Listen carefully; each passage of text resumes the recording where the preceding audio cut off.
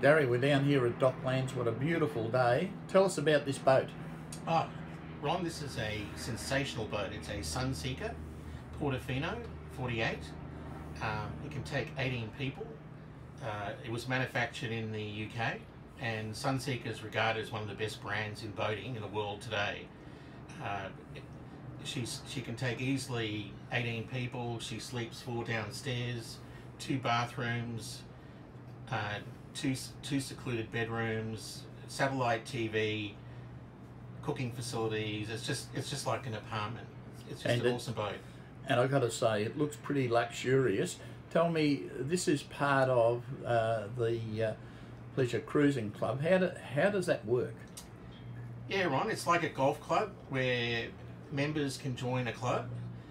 Same way, they don't have to buy the golf course to play golf. So we have those members who join the club and pay a subscription amount, and they come on the boat, they walk on and they can enjoy the boat, and they know it's been professionally cleaned each time, and professionally serviced and professionally looked after. They go out for a lovely day and they come back at the end of the day glowing with, relaxed, and have a sensational day on the water. And then we take care of all the boat things, of cleaning the boat afterwards, fueling it, doing the engine checks, the bilge checks, because you're standing on, 1,000 horsepower motor, and it needs a lot of work to maintain it, and the members don't worry about all that. They just hand back the keys and walk away. Gary, this idea of the walk-on, walk-off boatie seems to be catching on. Your club would have been probably the first here in Melbourne at Docklands.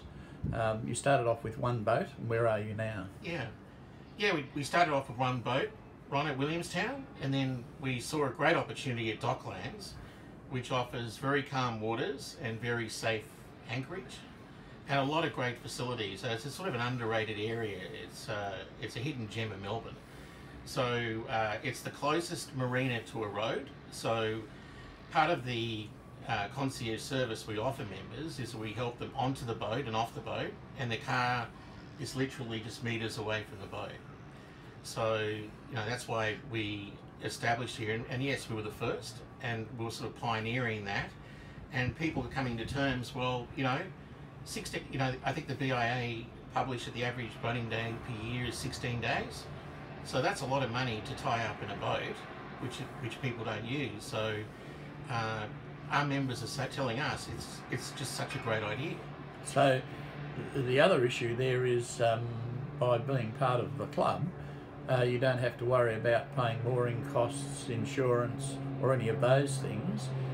Plus, you don't have to store it in the driveway at home. That's right. At the end of the day, you just hand back the keys and walk away, and there's no boat things to worry about, hosing it down, washing it. I mean, it's the last thing you want to do after a great day out with your mates and friends is to come and tidy up a boat, because it is like an apartment, as you can see, and it does take a lot of work and a lot of upkeep to keep these boats pristine. And unfortunately, if you look around the marina now, you'll just see heaps and heaps of neglected boats just going to waste. I see a lot of boats for sale, Gary. Yeah, that's right. So I think it's a well-known fact in Melbourne that the churn rate of boats is about 2 years. People get into it thinking romantic, ideas about boating, and it can be romantic, but then the reality hits in of the repairs, the cleaning, hidden costs of maintenance.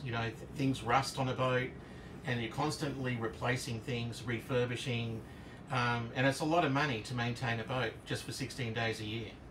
And of course, you didn't mention the real dragon, or the elephant in the room, as I should say, and that's launching a boat. Yes, that's right. There's if you're at a boat ramp, it was in the paper, queues around the block to launch your boat. Whereas, our entry-level service, from $5.99 a month, you get a 28-foot boat, wet berthed, walk on, walk off, all the fishing gear on it. We provide the rods, we provide the bait, and off our members go, and they just love it. Gary, thanks very much again for illuminating us about a very special club at Docklands. Thanks, Ron.